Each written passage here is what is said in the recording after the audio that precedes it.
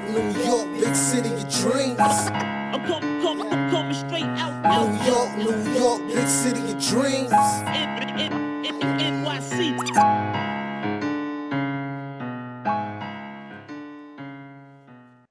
What's going on? It's J.Ellis from Nick Time Show here, giving you that Knicks talk just in the nick of time, but not really in the nick of time because it was a little bit late because we had some technical difficulties last week. But yeah, your boys are back. It's your boy J.Ellis and Ryan G. Yes, Ryan G in the building. The G and J show, you know what it is. Yep, G and J show back in it. The Kathy couldn't make it, Edson couldn't make it, so we're gonna hold it down this week.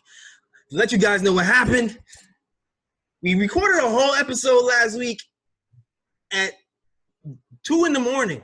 2 in the morning, no team, no sleep, just to give y'all some Knicks talk, and it didn't record. There was no audio. It was just us. It was just miming. It was like this. That's it. But we are back to give you that Knicks talk a little bit late, but still a nick of time for you guys. Exactly. All right. So we last left off.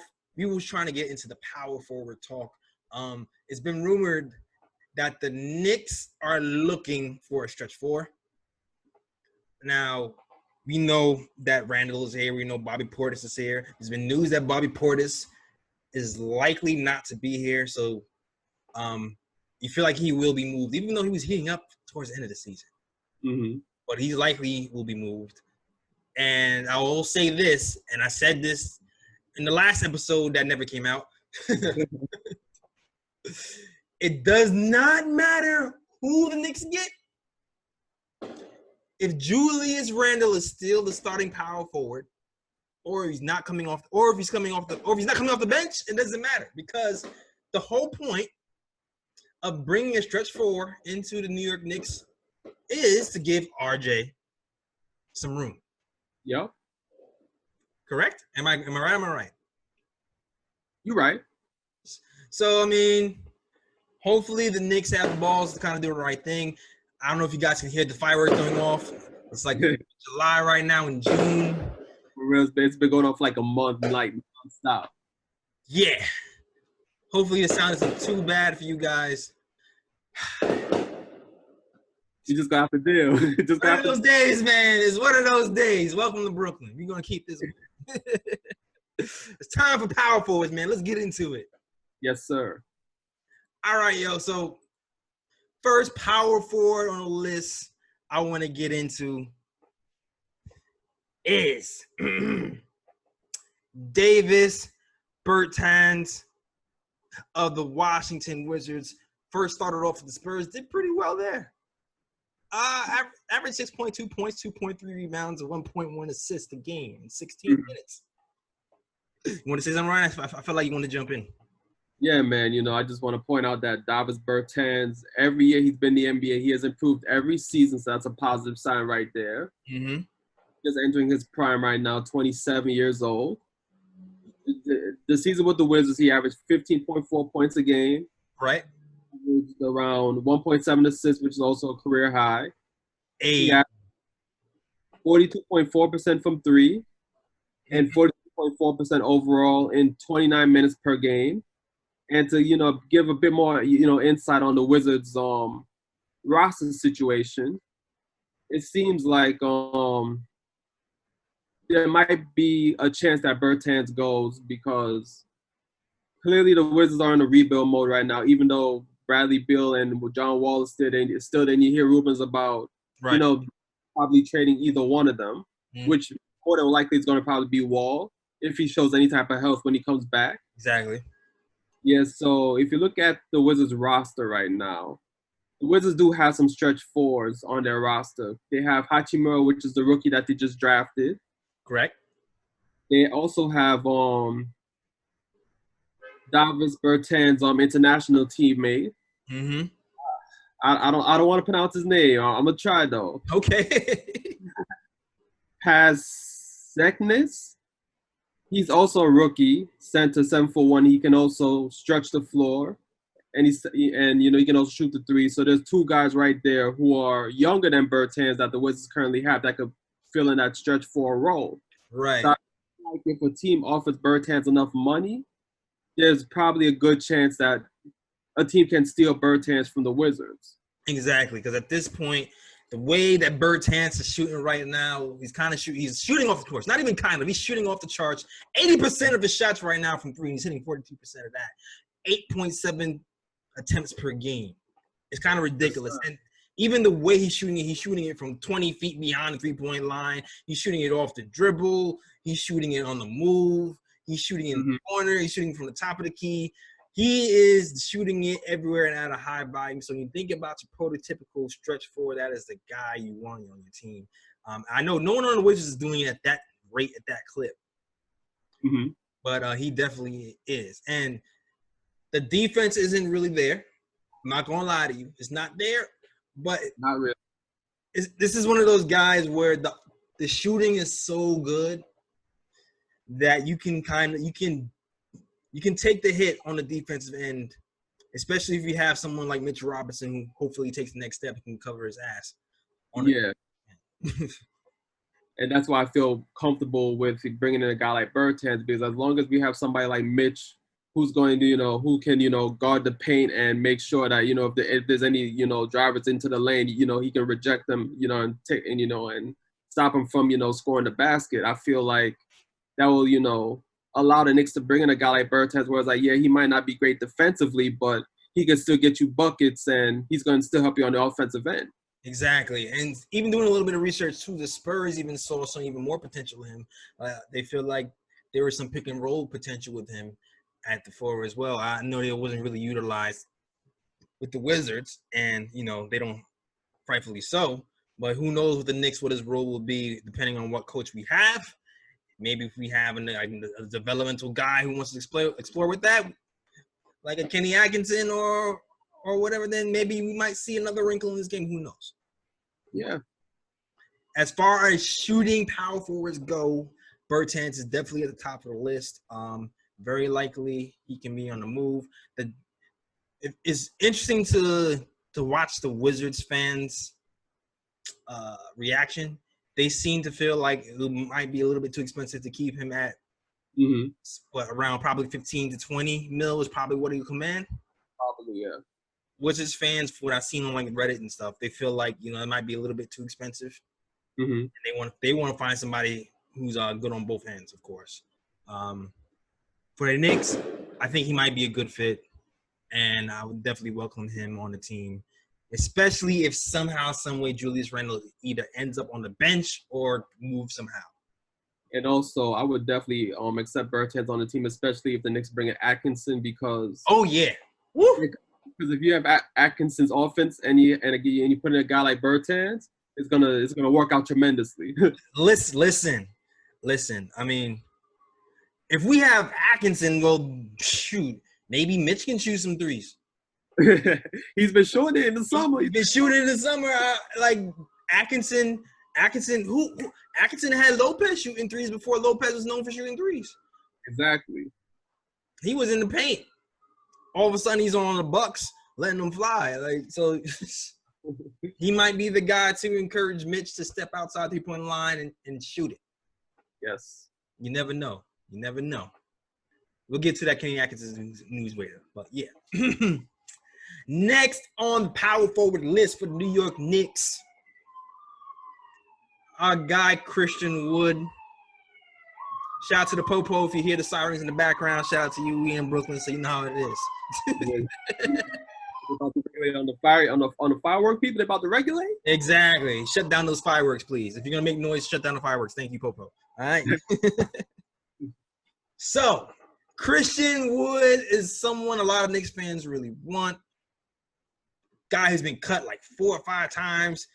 7'3" wingspan though, bouncy, athletic, very smooth shooting stroke. Averaged 24 and 10 once Andre Drummond was gone. Shot 54% from the field. Pretty, really good modern big who's going to give you something on both sides on offense and defense. Yes, sir. So Christian Wood, another guy with career highs across the board. 8.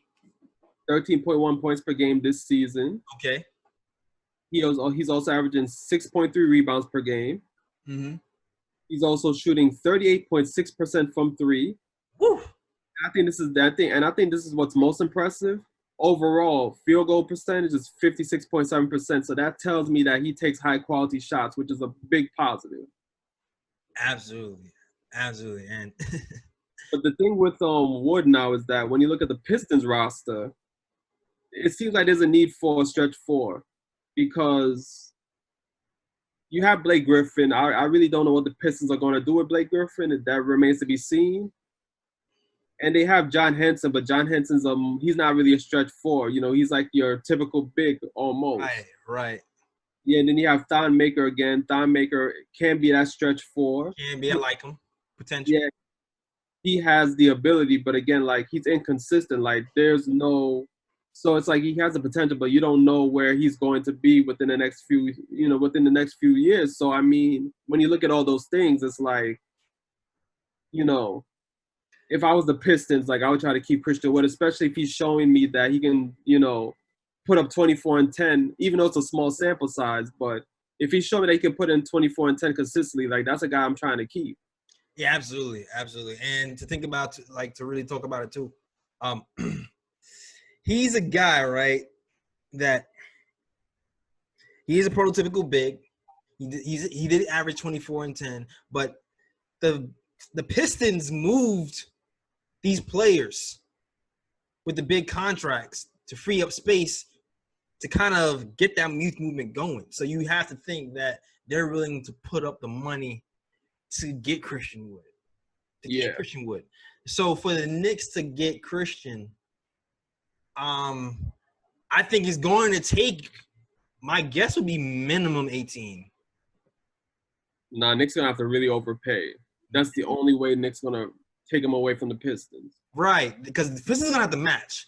It'll have to be minimum 18 for them to even think about it. But I feel like he can go for 20 and up too, which if you look at what the Knicks did last season with Julius Randle, like they got Julius Randle here on potential as well.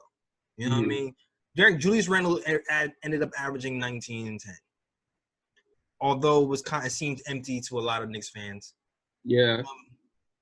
You're kind of taking a huge gamble on Christian Wood, giving him that amount of money for performing in such a short time period. You know what I mean? Like we really don't know what that production will be like over 82 games.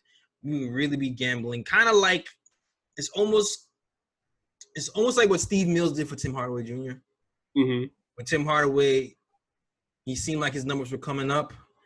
Steve Mills rolled the dice, gave that man 18 mil. Yeah. And lost the bet. Roll double ones. Exactly. Snake eyes. We out of here. So it could be the same thing for Christian Wood. Even though the numbers look good, it's still a gamble. It's still a gamble. Still a gamble either way. So we just don't know. It is. I mean, the one hope I do have from him is the fact that if he's able to shoot 56.7% with the Pistons, I'm like, maybe there's a good chance he could at least, you know, replicate that with the Knicks. Listen, there's a lot to look at. Look, ranked 95th percentile as a role man in the season, 85th percentile in spot up threes. So, and it's not just empty stats either, man. Like the Pistons have a net rating of negative 3.3 as a team this year. What is the only one to have a full-time player and average a net rating of 2.2? The only one on the team.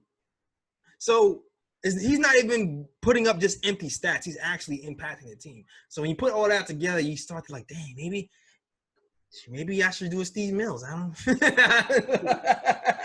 Maybe you should, it might be worth the risk. Maybe you should pull a Steve. Or maybe you end up fired next season. I mean, if it's me, like, I'm willing to roll the dice on that. You willing to roll the dice? Yeah, I'm willing to roll the dice. Especially the fact that he's 24 years old, too. Yeah, he'll be perfect age. Yeah. Yeah, for me to roll the dice like that, I'm definitely moving Julius. I'm definitely doing it. Yeah, you got to. You got to. I'm not even using him as a backup. I'm moving him and trying to get something. Extra draft pick and a piece, something. Yeah. If that's the case. Because then that's all for RJ. RJ, go at it. You got the room now. Go. Mm-hmm. RJ was averaging, I saw something that said RJ was averaging like something like 17 points a game towards the end of the season. Let's see what you can do for 82 games as the main guy on the team. That's the focal point. I want to see that. Yeah. Mm-hmm. All right. Moving on to one of my favorite foreigners ever in Knicks history.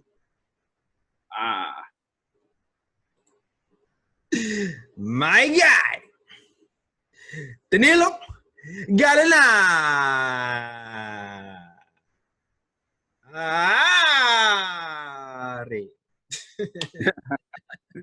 Former Knick great. Original stretch four. He was a stretch four before stretch fours were popular.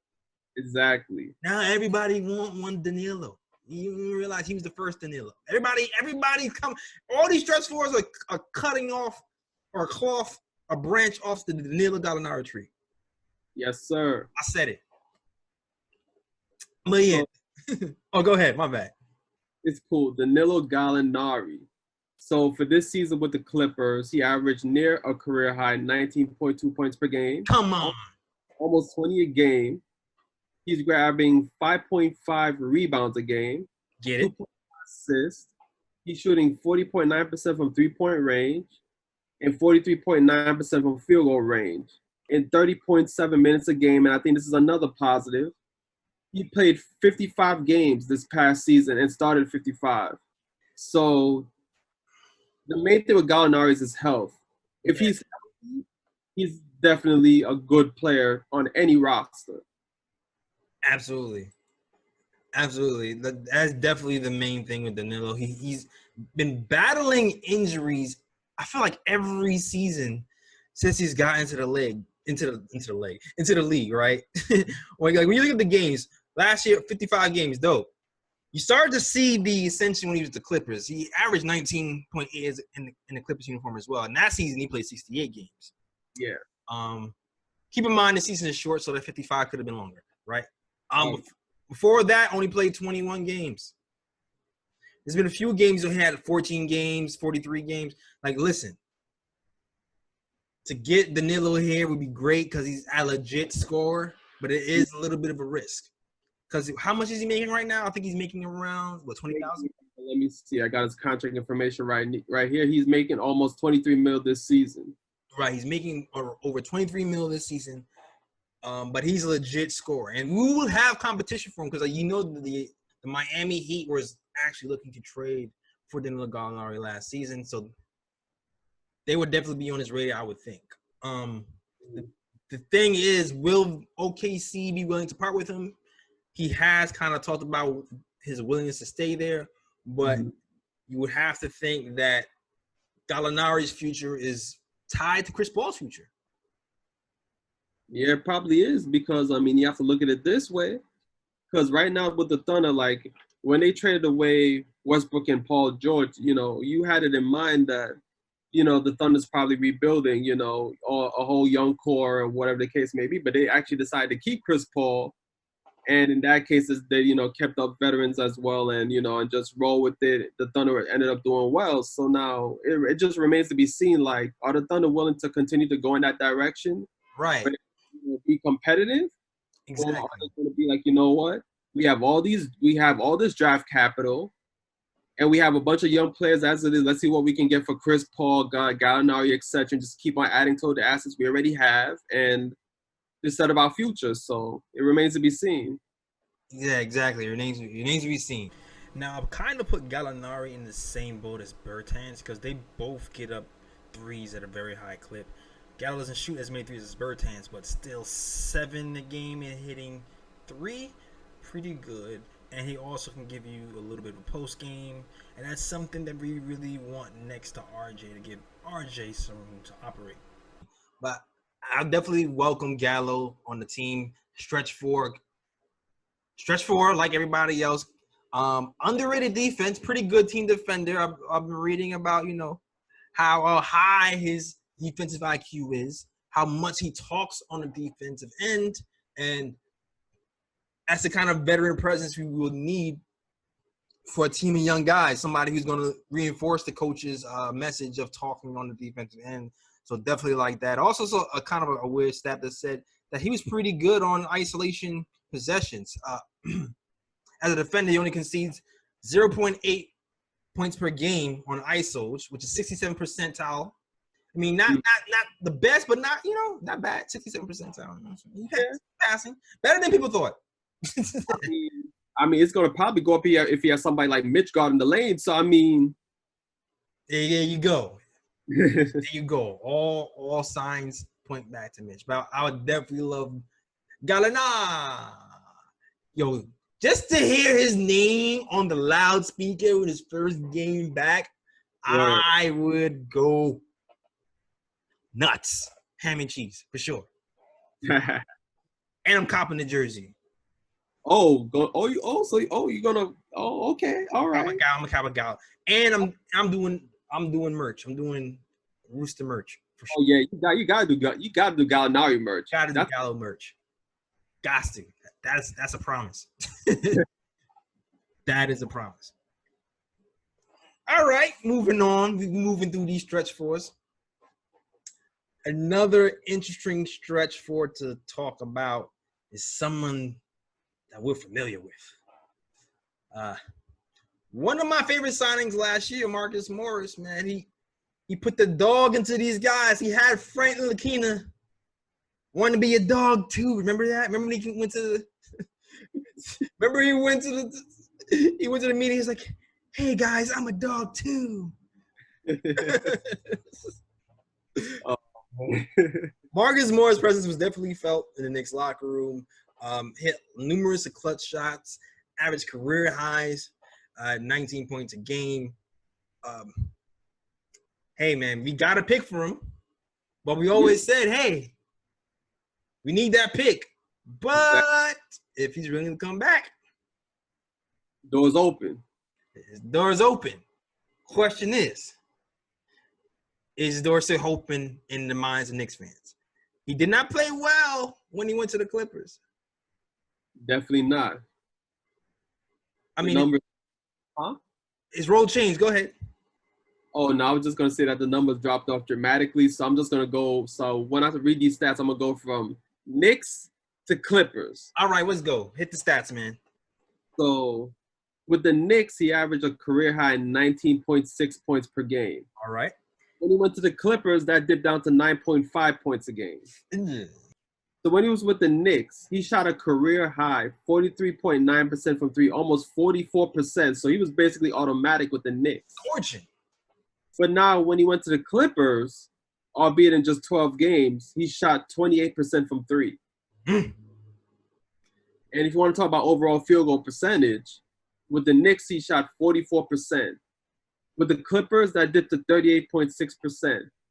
And if you look at the minutes, and if you want to look at like the minutes comparison, he played 32 minutes. With the Clippers, he played 28 minutes per game. So there's not much of a drop there. But of course, with the Knicks, he shot more field goals per game. Absolutely. He averaged 14.8 field goal attempts with the Knicks. But with the Clippers, it dropped down to 9.5. Rhythm was absolutely an issue for Marcus Morris going to. He's obviously he needs the ball in his hands more. Which is why if you're talking about bringing Marcus Morris back to the Knicks, and he is a guy who, to me, if he is back to the Knicks, has to be the starting power forward. It cannot be him and Julius Randle. Even though we were kind of hovering around a decent winning percentage. Not even decent, but more of what we expected. Yeah. When they were there, I can't do Randle with I can't. Nah, one of them gotta go. One of them definitely would have to go. I would definitely move Julius Randle at that.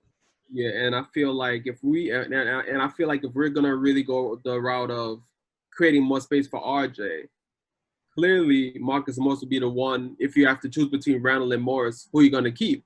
Because at least Morris can shoot the three on a high. He can shoot the three at a high rate. At least he proved that when he's with the Knicks anyway, and he's proven that throughout his career. Right. Randall, I don't know what happened to Randall this year, man. Like Randall ain't shooting the three well at all. He wasn't used to it, man. He wasn't ready. He wasn't ready to be the man. He wasn't. Mentally, he was not ready to be the man. He said all the right things in the press conference, but just did not translate. Yeah. He's not that guy.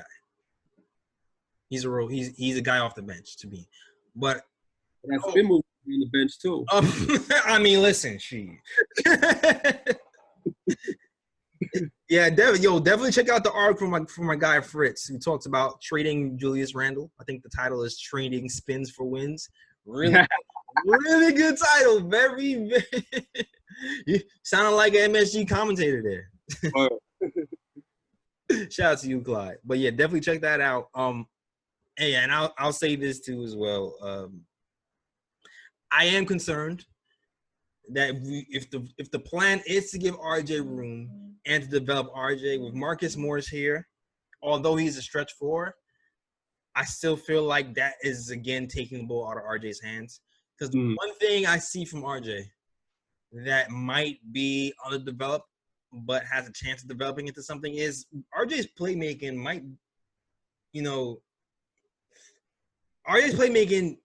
might need time to grow. And the more ball handlers you have taking the ball out of his hands, especially ball handlers who don't like to pass the ball, I think the slower that the part of his game could come along. Yeah. So that would have me hesitant to bring back Marcus to the Knicks, although I really did enjoy that Marcus Morris signing, or whoever signed last year. Plus, it's also at his age, can he keep it up? How long does he have to keep that up? Is last season the highest amount of points he will ever score, the most efficient he'll ever be?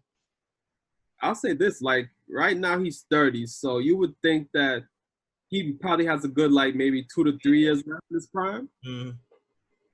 True indeed. So that's my only question. That's my only question about Marcus. And can he keep it up? And is he still the best fit next to RJ? If you're trying to groom RJ to be the man, or just at least seeing if he can be the man. You know what I mean? Yeah. Take the training wheels off, right? All right. Next up is a man who was known for his two-way games. Power forward, he was on the Atlanta Hawks and now is doing his things on the Denver Nuggets. Paul Milsap is no sap. Plays the offense and defense and is always tough. Go ahead, Ryan. So Paul Millsap, that bristled veteran right there. 12 points per game, 5.9 rebounds a game. He shot 44% from three-point range, 48.6% overall from the field, in 24.4 minutes a game. So that right there proves to you that, he's an older player, 34 years old, about to be 35. So he's not going to give you the 30, 35 minutes per game that he used to give you back in his younger days, but he's still proving that, if you give him at least 20 minutes a game, he can still be productive within that time while he's on the court. Yeah, and the thing is about the Nuggets, too, you have to think the Nuggets have so many offensive weapons. Yeah. Sometimes it's not that you can't score. Sometimes it's that you just not need to score. Think about Chris Bosh when he came from the Toronto Raptors and then joined the Miami Heat. He was averaging 20-10 with the Raptors, gets to the Heat, and he was kind of much of a role player, stretch four guy. Not that he couldn't draw 20-10, but he doesn't need to. But when Bosh, when Wade or LeBron was injured, all of a sudden he's averaging 20-10. Yep. So Paul Millsap might be that guy to do the same thing and average 20-10. How much money is he worth? Well, Paul Millsap was getting paid. He was getting paid over $30 million a year. But But here's the thing, though, because you would think that with him being 35 years old, more than likely he's not going to get another 30+ million contract. Nah. He's going to get a cheaper contract. The question is, what does Paul Millsap want to do with his career? Like, does he want to continue to play for a contender where he knows that he has a chance at a ring? Right. Or is he going to go for another money grab with the, whichever team's going to offer him the most money? And you would have to think with a veteran like Paul Millsap, he's going to want to go to a contender for less money. Yeah, definitely looking at the Clippers and the Lakers as a threat to get him. Really good two-way guy. Single-handedly pretty much transformed that Nuggets defense. You know what I mean? But before they got there, they had the second worst defensive rating. And then when he gets there, now all of a sudden they're the 12th best defensive rating guy there. And he can still guard the post. He's still guarding the opposite team's best offensive player sometimes. And he can post himself. And so he's one of those all-around guys. I think he can still have it. And I might be willing to overpay for him a little bit. Again, if we move Julius Randle. If we move Julius Randle, I would be willing to overpay for that guy. But I'd be willing to play like a 2-year 20. Yeah. 2-year 2022.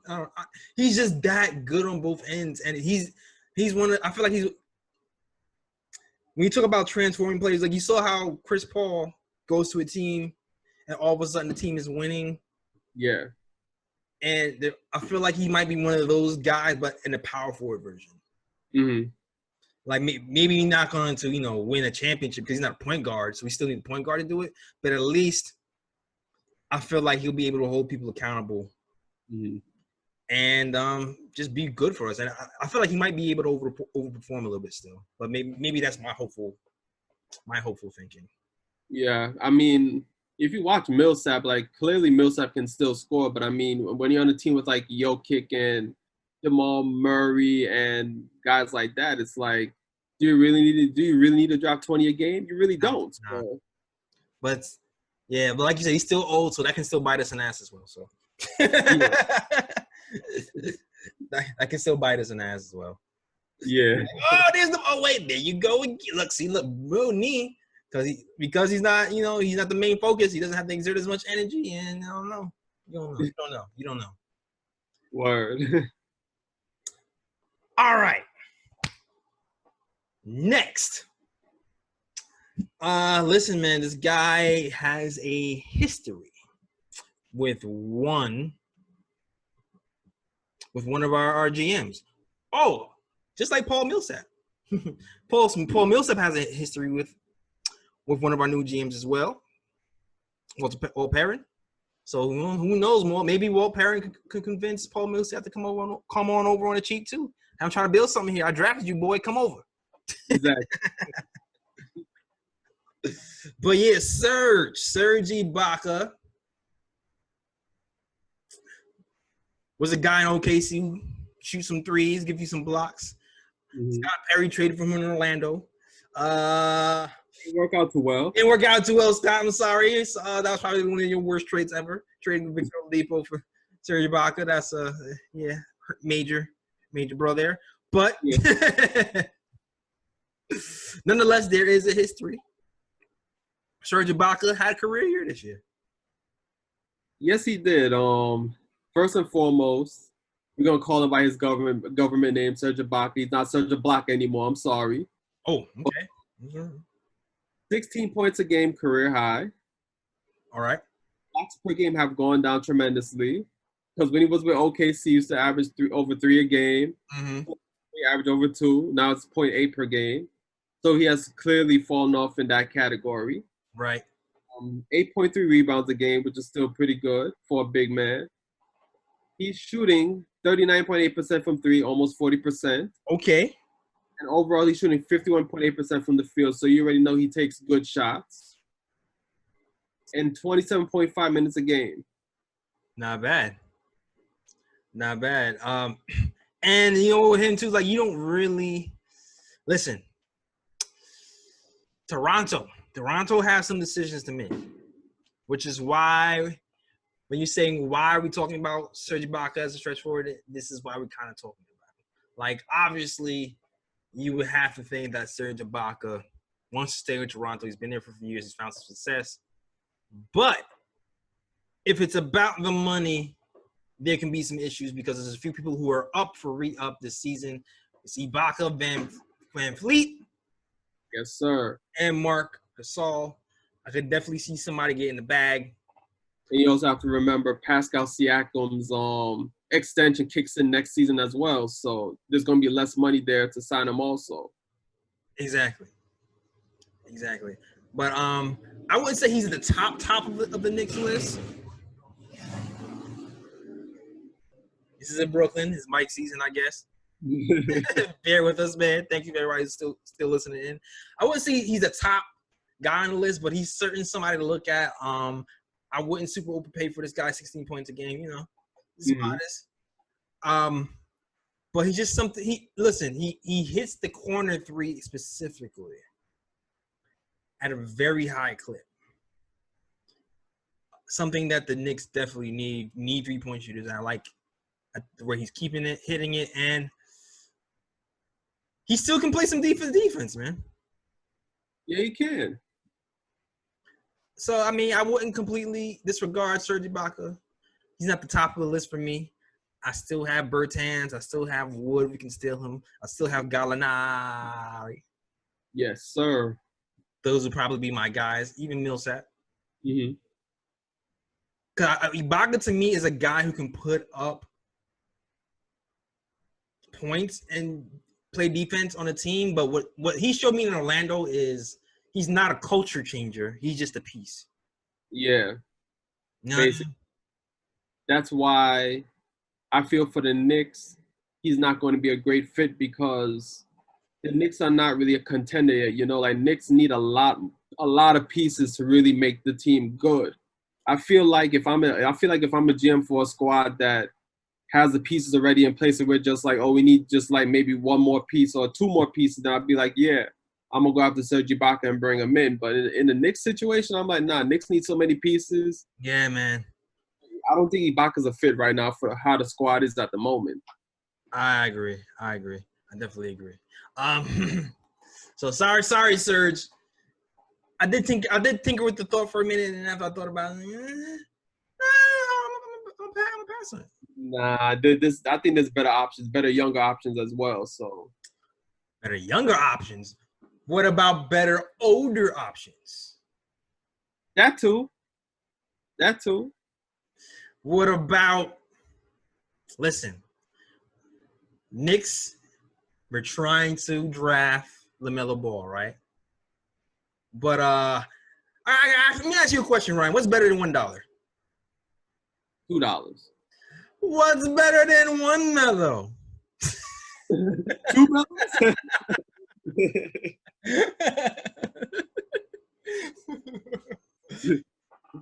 Is this an opportunity to bring back the great Carmelo Anthony? Has connections with Leon Rose from the CAA days. Mm-hmm. Leon got him his money. He's the reason we got fleeced. Thank you, Phil. No trade clause. Whose idea was that? Phil. Thanks, Phil. Or Leon. So Leon's here to make amends then. Make amends. So with that connection being there, I've seen some rumors that people feel like he might come back. It's still weird for me to like. I don't get the. Listen, Melo is Melo. He's only gonna be a great player. I love Melo, but unless the circumstances right, unless we're really set up to win something for real, I don't think Melo is a good fit here. Taking away Kevin Knox's minutes.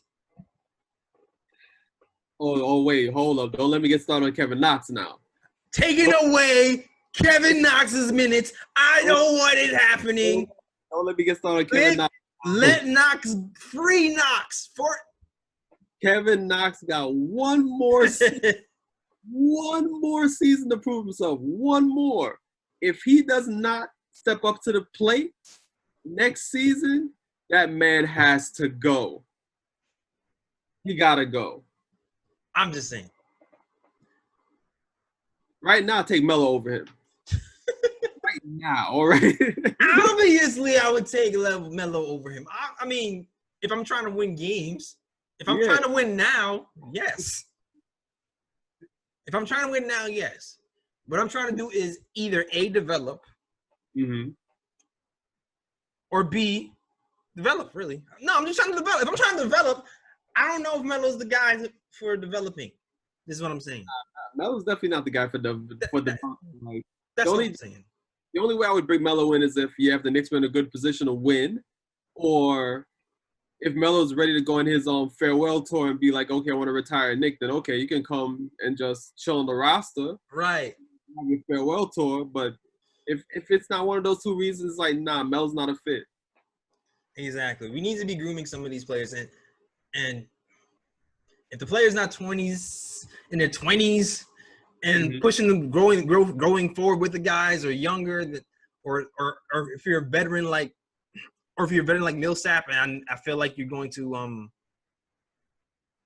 implement a culture for winning, then I don't know. It's not. I feel like I'm dissing Melo. I'm not trying to. Nah, like, yo, I got mad love for Melo, but I'm just being realistic. Like, with the way the Knicks roster's constructed at the moment, it's like Melo doesn't fit in. Like, we're not trying to win right now. We're trying to build. Exactly. If you're trying to win, it'd be one thing. If you're trying to win, he's like, yo, we need another score. Get buckets. Let's go. Melo, strap up. Let's do it. Yeah. And he didn't do bad last season. Nah, he had pretty good stats. I'll run through them right quick. So last season he averaged 15.3 points a game, 6.3 rebounds. He shot 37% from three, 42.6% from the field, and 32.5 minutes per game. So, and he played 50 games and started 50. So, I mean, he's shown that he can still get it done at 35 years old. So, I mean, hey, if you're a contender and you need somebody that can get you buckets, Melo's that guy. There you go. LeBron, stop playing with your boy. That's all I got to say.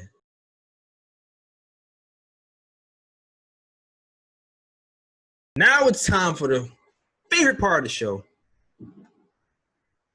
The O picks.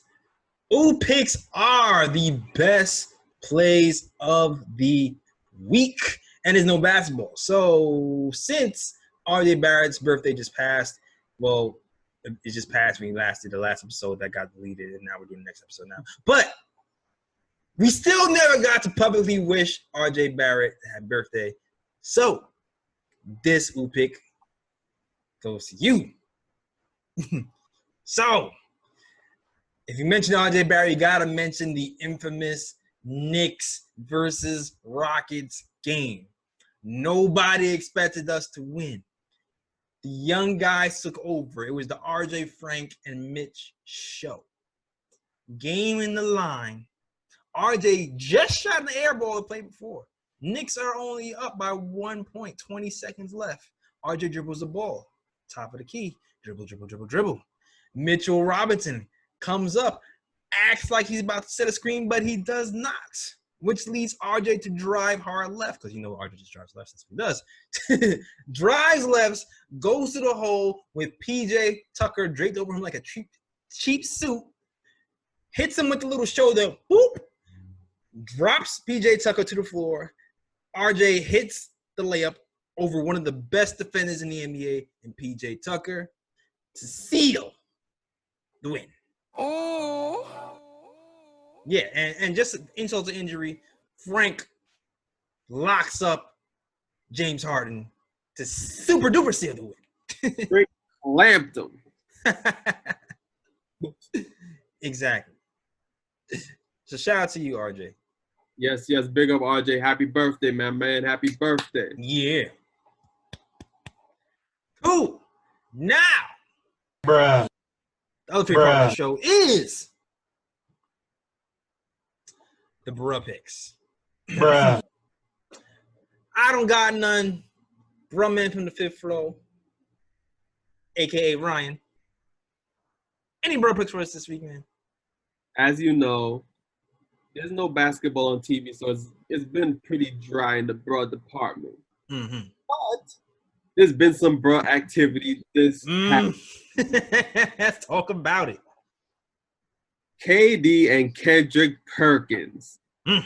So, I'm gonna set the premise. Okay, so last week I believe Kyrie Irving came out with the idea of how, you know, they should start their own basketball league, and basically saying how he doesn't want to play this season because he feels like the NBA season is going to overshadow the Black Lives Matter movement. Mm. Now, as you know, there are some people that didn't agree with Kyrie Irving's take, and one of them was Kendrick Perkins. So Kendrick Perkins, he was being respectful at first. I'm gonna be real. He was being respectful at first, respectfully disagreeing. Okay. Because, you know, we're all blacks. You know, we're all on the same side. We're all trying to accomplish the same goal. So after Kendrick Perkins respectfully disagreed, apparently, you know, some sparks started to fly. So disrespect came, is what you're trying to say. Some disrespect started to fly. Kevin Durant came out of nowhere, left a comment on Kendrick Perkins on IG, calling him a sellout. Woo! So Kendrick Perkins, you know, Kendrick Perkins got a bit spicy, and he tweeted something which he deleted like right after. Oh, you gotta hold your nuts when you do that. You gotta just tweet it. But I mean, you know, people out here quick with the screenshots. So Of course, he quick with the screenshots. Man, he knew that was gonna happen. Why did he even delete it? He knew what was gonna happen. Anyway, go ahead. And he basically called out Kyrie Irving, saying that Kyrie Irving is lucky that he didn't call out the whole shit that he was that he was doing on the calls with the players. I'm hitting that bruh button. Hold on. Bruh. And then to make matters worse, Kendrick Perkins on ESPN, clearly hurt by the sellout comment by Kevin Durant. As anybody would. Yeah, and my man basically broke down on TV, could not hold back the tears as he was trying to explain, you know, how him and Kevin Durant go back, you know, when they were teammates in OKC and how their families. Oh, he was crying? I mean, literally crying on TV. Oh, wow. Yeah, and saying how him and KD go back to the OKC days when they used to be teammates, and how his wife still loves him, and talking about their Wow. kids, like that. I'm like, yo. Wow. Yeah, it went really deep, but still, KD gets a bro because even though Kendrick Perkins disagreed with Kyrie Irving, it didn't mean that you had to call the man a sellout. Bruh. Kendrick Perkins is not a damn sellout. Like, far from that. So A little bit extreme response. Exactly. And my thing with KD is like, I feel like KD, I don't feel like he truly thinks things over before he responds to things. Like, he just like goes off at the hip. Like, he just like, you know what? You know, you went at my teammates, say, you know what? I'm gonna come at you disrespectfully. When Kendrick Perkins didn't even come at Kyrie disrespectful at first. So I mean, I feel I see what you're saying. I see what you're saying. Well, so that KD, Brooklyn situation, man. I mean, listen, they might have gifted us Candy Atkinson. So yeah. But yeah, KD gets a bro for the sellout comment, and then Kendrick gets a bro for when he tried to call out Kyrie, said he was doing some whole shit.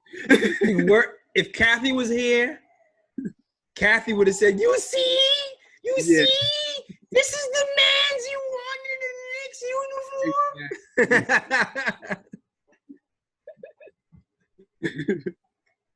uniform." Kathy was low key right. Yeah, she was. To be honest about it, she was. For once. For once, exactly, for once. 250, Kathy, 250. Oh, man. All right. Any more bro picks, or is that it? That's the only bro right there. All right, cool. One strong bro pick from bro man for the fifth. Wait, one more. Oh, we have a new challenger. Go ahead. Even though this guy's getting many bros in the past, I got to give one more bro to the President of the United States.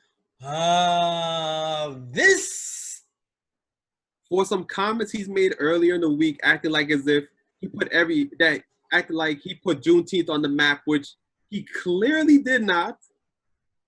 But he's trying to take credit for making the holiday more popular than it already is. Bruh. Saying that not many people have heard of it, when I mean, clearly not, because in your own bubble, people don't really care about the holiday. So listen, man, Trump is infamous for taking credit for shit he ain't do. exactly. That is not a new move. It's like, ooh, unemployment is down. That unemployment started going down when Obama was here. Exactly. You just happened to be president when they kept going. Yeah, but that's another story. Yeah, for another day. For another day. That's another story for another day. I was gonna say something a lot worse, but I'm going to chill. Yeah. I'm going to chill. Yes, sir. Woosah. All right. Okay, so originally we really wanted to do like an action-packed episode of, you know, actionable steps that people can do to help progress, like Black Lives Matter movement, or just help, you know, a progressive cause to stop some of this police violence, get some more fair justice in this country. Mm-hmm. We're going to actually talk about actionable steps to do that. I have a whole show about it, but quickly realized how hard it is to get everyone together in the middle of the week, as long as the weekend, which is why the show is only once in a week in the first place. It's really hard to get that done. So what we're going to do instead is I'm going to see if we can maybe like just add like one thing in the episode or something, maybe, of like something we can do to help the community. Maybe we can do something like that. So as of now, you've heard about this defund the police thing. And first, when you hear defund the police, you kind of put off guard, maybe some of you, because you're just like, we need police, and what does that really mean?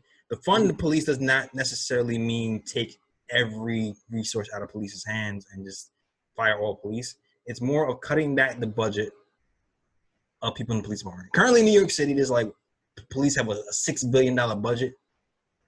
They have, that budget is bigger than like the housing budget, the budget for hospitals, the budget for you know, putting programs for our children and teenagers is bigger than all those budgets combined.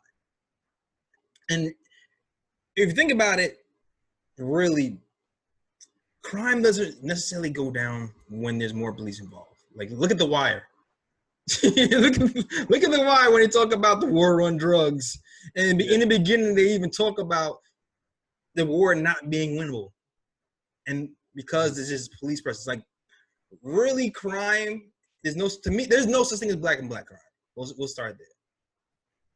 Crime is caused by poverty. It's not caused by race. When there's no money and no resources is when you see crime start to rise. So back to defund the police, though, what defund the police is really saying is not take every resource out of police, but cut that budget and put it somewhere else. Yes.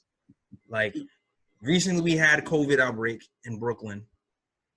Hospitals were being overrun, but budgets were cut from hospitals. Mm-hmm. We didn't, like, hospitals were closing down in Brooklyn. So, like, something like that, we can take the money from there and put it back into hospitals. We can take the money there. They recently cut summer youth programs for teenagers to get jobs. Mm-hmm. What do you think is going to happen when you cut the opportunity for someone to get a job who's a teenager? Exactly. More time to be on the street, more time to get in trouble, etc. So when people talk about defunding the police, they're really talking about taking the resources and putting them elsewhere. And if you want to do that, if you want to put pressure on your congressmen to do things like that, I'm going to show you how very quickly right now. Vice has put together a tool I'm gonna put the link in the descriptions that will help you email blast councilmen. Like it'll be like you email blast like 20 or so councilmen to defund the police and tell you what you want to do and how to do. Like it's pretty much a template, man. You really just gotta copy paste, man. You really just have to copy paste, and it does the work for you. So you can do something like hit New York from this demonstration, as you see. Click where you want to send the letter. Click send email. It's not going to work for here right now, but your email will pop up, and it will auto-populate the email addresses of the councilman in the area. The subject, you can insert your own subject here, and give you a whole message. All you got to do is fill in your names. That's it. Done. Because right now, politicians, they feel the wrath. There's people out there, you know, you can see these wheels turning and things are trying to start to change slowly. We have to kind of stay in the next. Otherwise, things like this, like people being killed for no reason and police getting off will happen again and again and again. So, and I will say that J.Ellis is not against police. He has cousins in the police force. He has family in the police force. I am for, you know, good police and accountability, just like I'll be fired if I did something bad in my job. I expect that from anybody else. All right? Yeah, and I just want to add, you know, just something short right quick to follow up on what you're saying. When you want to build a community, it's through schooling, after-school programs, and also, like you said, with you know, with COVID hitting basically the whole U.S. at large. You know, the fact that, you know, across the whole U.S., like you have funding where most of the funding is going to the police, and as a result, you know, hospitals close down and things like that. Like you already saw that America was barely able to even handle all the cases that came out, you know, rapidly like that. And if a worse disease is to break in the future, you know, if the whole hospital infrastructure isn't fixed, it could pretty much cripple the whole country, like how COVID crippled America for these past few months. Yeah, absolutely. You know, yeah, so I think it's important that, you know, people support this initiative to place the funding elsewhere from, you know, from the police and actually, you know, put it in places that actually help build the communities and, you know, make the communities safer. Because I feel like, at least from my opinion, like, yeah, you know, crime comes from poverty and this and that, but if you give those poverty-stricken areas more opportunities to go to school, get an education, get jobs, etc., actually make something of their lives, then that gives them less incentive to do crime. Also, too, if you want to get information, Campaign Zero is a good place for information. I got a lot of information for them. It kept me up to speed, but definitely go to Campaign Zero. It breaks down actionable ways in their approach, data-driven approach on how to, you know, slow down police brutality, or their plan to anyway. So definitely go there for information. If they need help, you can also like help them out to do research, gather data, and all that stuff. So definitely go to campaignzero.com or join campaignzero.org for information on police brutality and how you can help. Yep. All right. That is our show for people still listening. Shout out to the police in the background. Heard us talking about you. Sirens going on. But yeah, definitely hope you enjoyed the show. You can find us on youtube.com/TheTimeShow, of course. Trying to get these episodes up on SoundCloud. There's been a few episodes that haven't been up, but we're going to get those up shortly. So definitely look out for that on SoundCloud.com/TheTimeShow. Also iTunes, Google Play, Stitcher, Spotify, and all that stuff.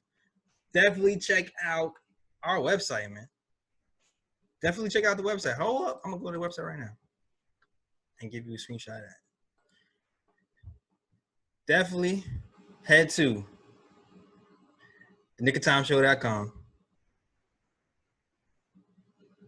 as we load up to check out our beautiful articles. Hey. And you can get our merch as well.